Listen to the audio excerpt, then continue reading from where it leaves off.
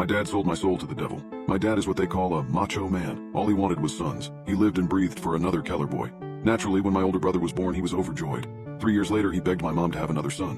When he found out we were twins, he was excited to have 3 sons. So when my brother and I came out and he saw that I was a girl, he was despaired. I've always been his least favorite kid, and he never tried to hide it. While he named my brothers Anthony and David, which mean priceless and beloved respectfully, he named me Lilith, which literally means night monster. While my brothers and mom tried to soften that direct punch to the gut by calling me Lily, he insisted on us all calling me Lilith, so I could feel the disappointment that he felt the day I was born. Clearly, him and my mom did not stay married, and quite unfortunately, he signed for full custody when Anthony was 5, and David and I too. Things just got worse from there.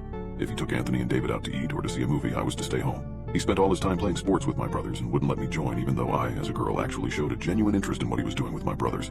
When I was 4, Dad got cancer. And from what I heard, it was supposed to be terminal. That's where the title of this story comes into play. Yep, he made a deal with Satan. 15 more years of life if he sold one of his children's souls. And big surprise, he chose me.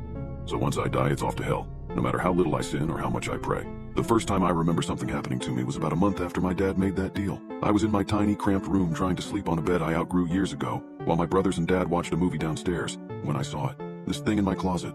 It was pale, with gaunt, sunken eyes and a gaping mouth, its long and bony fingers wrapped around my closet door. There was no question that this thing was a demon. I immediately cried for my dad, who stormed up the stairs and gave me a proper beating for interrupting his movie night with his kids.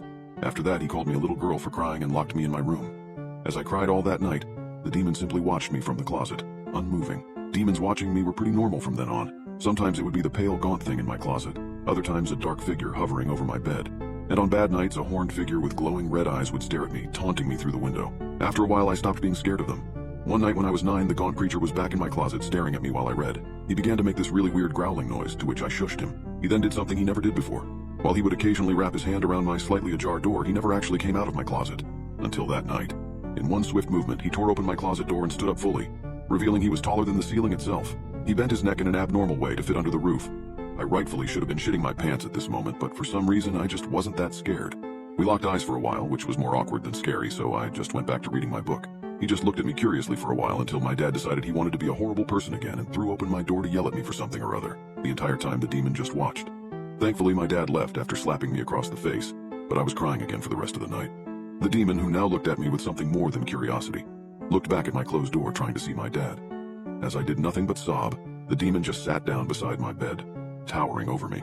Neither of us looked at each other the rest of the night. I cried while he just stared off in the distance. But I wasn't alone, and that was all I cared about. From then on, things changed. I wasn't just not scared of the demons, I welcomed them, especially the gaunt-looking one who sat by me that night.